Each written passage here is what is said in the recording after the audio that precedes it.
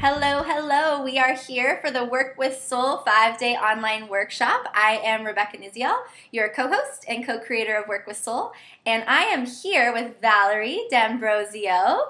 Val, how are you? So happy you're here with us. I'm great. Thanks for having me. Absolutely.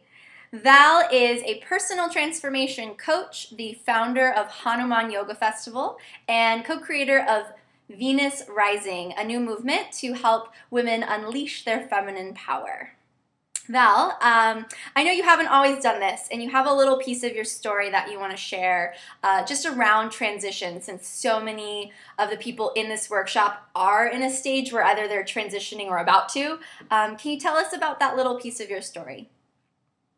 Yeah, sure. And that piece is when I decided to let go of Hanuman Festival, which was one of the biggest challenges, biggest decisions I had ever made at that point in my life. And when I had this vision to create my baby and then to make that decision to let go of my baby, I vacillated back and forth for a long time. And it was a lot of different emotions that felt like I was abandoning, felt like I was leaving so many people behind, felt like I was a failure.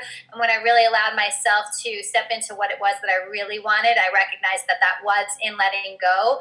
And so that is actually a part of the manifestation piece, even so, because I had the vision to create something. It was created, and my part of it had finally, it was time to let go. And that was also a part of that manifestation because it led me to the next thing. So I think it's important to mention, just because no matter what way you slice it, it is challenging to go through that kind of a transition.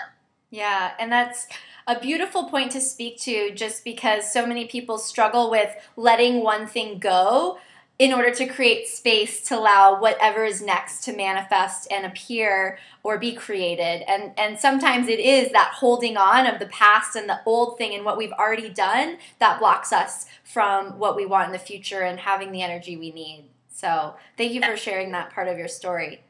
As our manifestation expert, why don't we drop a little deeper in? Tell us, what is manifestation? So to me, right, we manifest everything in our lives. We're co-creating our lives in all moments, and so we're either manifesting from a place of consciousness or from unconsciousness. And so that's either being intentional in how we're moving forward or unintentional. And so if we're unintentional, we're mostly moving forward from a place that is not true to who we are in present time. So either from our past, our limiting beliefs, maybe societal beliefs, maybe our peers, or our shoulds or shouldn'ts, or our parents. And so when we start to really strip away and get honest and clear about who we are in present time, and we intentionally set forward, we're able to really manifest from a place of our spirit and from our heart. Yeah, beautiful. We're big on being authentically in who you are and making sure you're doing the work that lights up your soul, not someone else's. So it's a very unique and individual journey. Yeah, beautiful. So how does manifestation work? So when you're being intentional and you're trying to create something in your life, how does it work? So the way that I see it is that there's so many different vehicles in that, in the sense of where it's really finding your way, because that is so powerful. I mean, I think there are so many different things out there, and I mean, we live in such an abundant time that there's so many different options as to, you know, you can download anything at any moment. You could watch any YouTube video at any moment. So the way that I see it is that I really feel that the main thing that I drop into is my feeling first. If we're going after a certain goal and it doesn't feel good, or if we're in some kind of a direction, or we have something in our lives and it doesn't feel good, that is a true sign that we're not living in that heart space, and we're going to continue to get more of that same energy. So really dropping into how we feel, and then how do we want to feel? What feelings do we really want to draw in? And then I would say the other thing is also, using any kind of way of expression that's really useful that's going to support the who you are. So for me, I love to express verbally. So speaking is really powerful for me. So maybe that's talking about what it is that I'm creating as if And even using visualization. Powerful is using, there are powerful visualizations as well as just sitting and visualizing what it is that you wish to create in your life. And another thing is writing things down again and again. This is what I want to create. This is what I want to create. Allowing that to also be changing, because everything, the one thing and constant in life is change, right? So allowing even that to change as we evolve on a daily basis. Okay, beautiful. So it's about being intentional with how you feel and how you want to feel, getting really clear on that. So it sounds like clarity is a really important step. If you're not clear on what you want, it's really hard to manifest.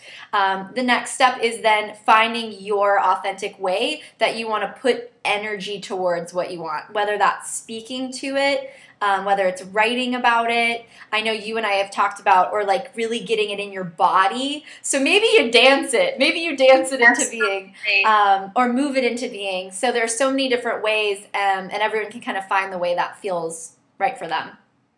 Absolutely. You know, and one piece that I would like to mention that I feel like is actually the fuel behind it, Becca, is also why you want what you want. Yes. Because that alone right now, that power of the why is oftentimes going to be that, like, I've got to do this because my why is so big, I can't not do it. You know? Absolutely. For sure. And that's something that we talk a little bit more about when we speak to the human needs and what's driving us. That's so important when you can tap into what your spiritual needs are of growing and contributing and using that to connect with other people. That's big. So having the why, and then your own style, once you're clear on what you want, for sure. Yeah. So, what about the other side of manifestation? So if you're clear and intentional about what you want, and then you start to put energy towards it through the way that you talk about it, the way you write about it and share it, what about when things don't go the way you want, and you wanted it like this, on this time frame, in this way, and that doesn't happen? Talk to me about that. Okay. Well, and I think that's a great point, right? Because what happens is that we have to remember we're so limited by our minds, right? We're so limited by what we know. We're going only off of certain things, or certain things we've learned, or certain things we've heard, or certain things we've seen in our lives. And so when we allow ourselves to, right? So here we are intentionally moving to something. We're feeling it. We're experiencing it. So every time we drop into that beautiful place of spirit connection, I think of it like we plug into that place of whether it's writing or visualizing or anything like that. We're connecting with spirit. We're connecting with the deeper essence of who we are. We're connecting with our heart. And so ultimately we have an opportunity to develop and deepen our trust, trusting that whatever is supposed to unfold will unfold for us. And we open ourselves up to a place of wonder, right? Instead of living in a place of worry, because that box, that limiting thinking makes us go, well, it's got to be this way, because if it doesn't go this way, that means I'm not successful. Right. When actually, maybe it going this way is going to bring you more success than you ever could have possibly imagined, and that's us opening to that state of wonder. So when we allow ourselves to be in that state of wonder and trust, it creates more space and room for if things don't turn out the way we think they should have turned out. Yes, absolutely. And you and I always love to talk about co-creation and how manifestation is an act of co-creation. So you have what you want, and then there's this greater plan. And if they align, that's when things flow, and that's when things are easy. But if you have a plan and the greater plan is not that, well, it's not going to happen, and something bigger and better might happen. So being open and trusting and receiving that is such a beautiful place to manifest from. I know you have a little bit of a different approach, and more maybe of a softer feminine way of manifesting, because a lot of people think it means you have to do more work and you have to try harder. So what's your approach on that front?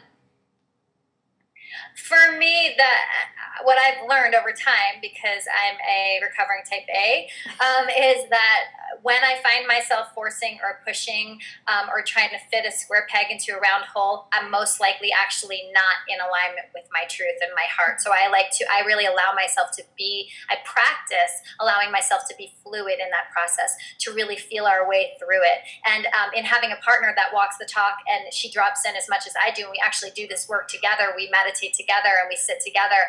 And it's really an opportunity to also allow each other to be fluid with one another. Like, oh, this isn't working today. Well, then what can we receive right now, and get curious of the unfolding instead of, again, trying to be the way that we think it's supposed to be. Right. And Kelly and I find that too in our business partnership, of keeping each other in check, right? And the great thing about when you have other people around and sharing your manifestation is it just amps up the power of it.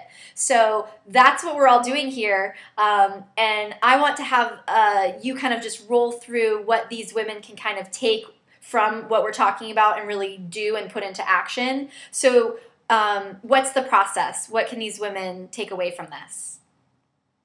I would say first is, really, what do you want and why do you want it? And then have 5 tools in your back pocket in ways that you want to commit to, like really commit, whether it's 1 minute, 3 minutes, 10 minutes, 30 minutes a day, to yourself, to drop into your sacred space, whether that's in front of your shrine or just sitting on your couch with a cup of tea, whatever it is, but giving yourself this space to really drop into that place of either writing or visualizing or meditating, and in whatever you're doing, to feel the things you want to feel. And then when you're on that way in the direction of what it is that you want, to continue to draw into those feelings as you're doing it. Because those can be your guideposts. Those can be kind of like your to know when you're off. Absolutely. Thank you. So for all of you, this is your time to take all of what we're talking about with Val around manifestation and put it into action so you can be doing the work that lights up your soul. So we want to hear what you want and why you want it, and then what you're going to commit to in terms of creating some time and space as a daily practice of what you're going to do to manifest that. Is it writing? Is it talking to someone about it? Is it visualizing it? Is it just sitting in meditation and getting super clear on how you want to feel? So be sure to comment below what you want, why you want it, and what you're committing to. And then Val, I know you have a special treat for a few of the people commenting. So you want to share what that is? Yeah, so we're putting together a fantastic meditation that I would love to send away to the first 5 people that comment below. Perfect. Val, thank you again. Please keep us updated on what's going on with Venus Rising so we can continue to support you. And for all of you, thank you again for being here and being present and engaging. We will keep things flowing. So for now, comment below and we'll check back in soon. Bye for now. Thank you. Bye.